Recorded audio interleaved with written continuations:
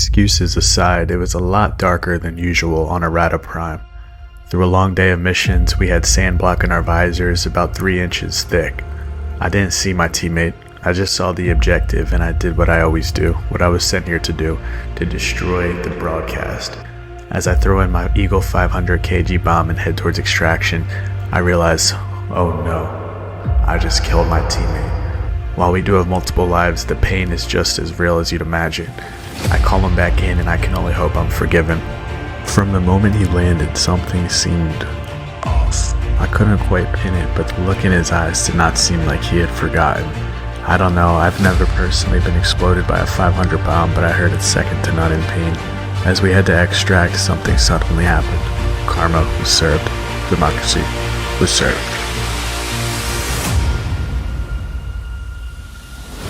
Half their stories, they be made up.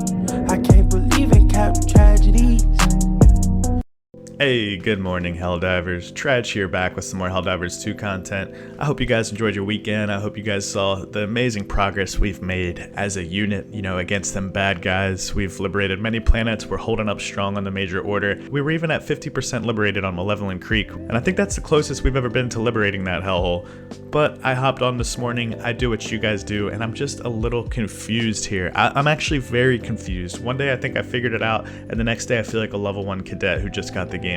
So just like you guys, when I hop on, I check the store, right? I see a few things, okay, I see what's in rotation, if it's just been recycled through, whatever. I check the personal orders. Looks like we do have a brand new personal order. That's a huge W. I know they've been kind of bugged the last few days.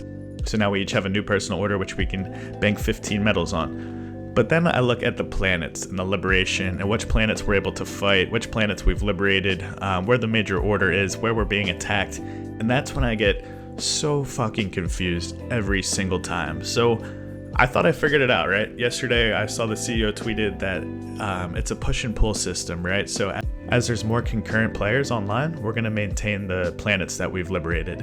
As that concurrent player base drops a little, so we fall further away from our peak, that's when the bad guys, the bugs, the robots can come back. They can strike back. Joel ramps shit up a little bit, and that 100% can drop to 99%, 98%. And that's all fine and dandy, I get that. So each planet's has a HP regen in a sense. So that makes sense if something goes from 100 down to 90 and we have to keep liberating it. But what I don't understand, man, what I cannot wrap my head around is why yesterday, Malevolent Creek, we're at 50%. Today I get on, it dropped a little, it's at 36%, but why can't we fight there? Am I missing something? Does it have to do with the certain sectors? And I'm praying that someone just leaves a comment and is like, dude, Traj, you're an actual moron. How do you not know this? This is how it works. If anyone has that golden nugget of info, please let me know. But I think some of us are just as confused as me, which is why I wanted to make this video. My goal here is to gather these answers. I know there's some smart people out there in these comments. I see some of your guys' comments. I want to gather some of this intel from you guys and then make another follow-up video explaining this planet and liberation system. That's kind of the goal of this first video because I am very, very confused, man. I just don't understand. And to make sure I don't confuse anybody further, I just want to recap what we know so far, or at least what I know. So the planets, we have to liberate a planet in order to conquer that, right? We destroy the bugs, we 100% liberate it. It's definitely a collective effort, it takes quite a bit. Once liberated, that planet is ours, but based on the amount of concurrent players, that amount can drop. What I don't know is concurrent players mean just in that sector, fighting other planets? Does it mean just fighting the bugs in general? So not necessarily that sector that the planet comes from, but as long as we're in one of the bug sectors, does that count as us, holding those planets? Or is it concurrent players just in total, in general? So across both the robots, the bugs, soon the Illuminants, is that what they mean by concurrent players?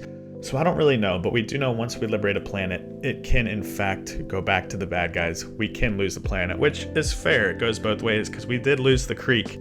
We did lose the creek to Joel and his robot bandits, but we have a chance to take it back. So this entire war is going to be like a push and pull. We're going to liberate a planet and they're going to have a chance to take it back. I just don't understand, again, when the planets go dark. The planets that we're in the middle of a fight, we have 40% of the creek and now we can't access it. Is it something we did about not liberating surrounding planets in time? Did we not have enough people fighting the robots? there's a lot of stuff that I'm trying to gather so I can get answers for us, because I do think it's important. There's points where, like for an example, errata prime is at 0% liberated, which I guess I understand. I know we've liberated it before, and I know there's a push and pull system, but there's no way we'd let it go from 100 down to 0. So does it just restart? So do we liberate it entirely at 100 and then they drop off new bugs and then it starts back at 0? But yeah, you currently can only fight the robots on 2 different planets and the bugs on 4. And it's just every day is different. Sometimes there's like 3 sectors available. Sometimes I can fight on Heath and Angel's Venture. Sometimes it's at 0% liberated, sometimes 99. Sometimes Malevolent Creek is at 50% and we can fight. Sometimes it's at 36% and we can't fight. Like, you can't access the creek right now. So it's just a couple things that I just want answers for. I'd imagine there's like a complex system at play, but it is also possible that it's a little buggy, perhaps. I know they got their hands full. There's a lot of shit they're working on. Will Joel and the CEO slowly release more nuggets of information for us to kind of piece this puzzle together? And I know we're trying to piece this together and find all the answers, but I genuinely don't know if we know, or if there's just like no way we would know. Are we just guessing and speculating? So someone commented on one of my videos yesterday and said, I'm pretty sure the planets on the front lines can get attacked if an adjacent planet is owned by the enemy. So they can get attacked, and that makes sense. So like if we liberate Heath, but then a planet nearby we haven't liberated, it's still owned by the bad guys. Then they can break into Heath, and then that 100% can drop to 99 to 95 to 80 if, you know, we don't have a lot of players fighting it or something, to 70, 60, it can keep going. That even makes sense, but again, I just can't figure out how come the planets disappear. Like, we can go there and we can't. And it's not like they've been fully liberated. Like Malevolent Creek right now is a prime example. Why can't we take back the creek? And you know what all things point back to, guys? If this isn't a bug, could this be some foul play going on by Joel? And I like to paint Joel as, you know, this mystical kind of being that, you know, oversees everything, but it's just some guy doing his job in a really successful game. But it is fun to run with, so I'm going to keep playing with it. But yeah, this bad bastard Joel, is he going to do whatever he can to defend the creek, to make sure that we will never take over the creek? Because again, we were making progress yesterday and we were rugged. From beneath us, the floor was ripped, and now we're sitting at a measly 36% liberated, and we can't even fight the dang thing. It could be back to 0% by the time we're able to fight it. Do we have to liberate surrounding planets before we can get to the creek? So yeah, guys, I'm just trying to do my part to help us liberate these damn planets in the great name of democracy here. So even if I have a tiny platform, I will use it to get these damn questions answered. I just want a little bit of answers or clarity. It's probably me. I'm probably just being a moron and missing something, but maybe you guys can help me gather these answers. And to wrap up the video, I did want to discuss the community's favorite stratagem is not the railgun. It's not the shield generator pack. Believe it or not, from my comments yesterday, it appears like the 500 kg bomb is the undisputed champion. Followed up, definitely a close second place, the orbital laser. People seem to love just being able to drop that thing, knowing you won't kill your teammates, knowing it'll lay down work to enemies of all sizes. So I'm a big fan of the 500 kg bomb. My standard setup typically has been the railgun, the shield generator pack, the orbital rail cannon, you know, to take out the Titans and Chargers, which I might swap that soon. And then of course the Eagle 500 kg bomb. The cinematics are just absolutely incredible. I just can't get over it. Every single explosion literally looks straight out of a movie, and they're all like Oppenheimer size, just so much destruction. But yeah, 500 kg and the orbital laser does not surprise me. Both very fun. I strongly suggest you unlock them both. The Eagle 500, I know you unlock at 15. I gotta double check what level you unlock the laser.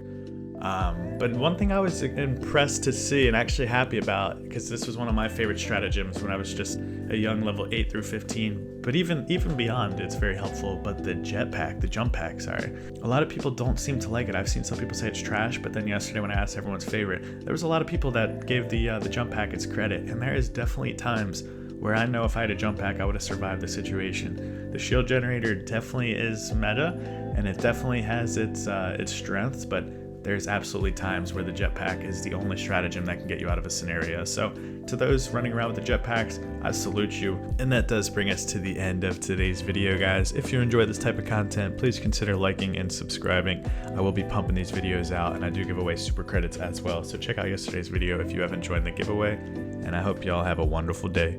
Peace. Half their stories, they be made up. I can't believe in cap tragedy.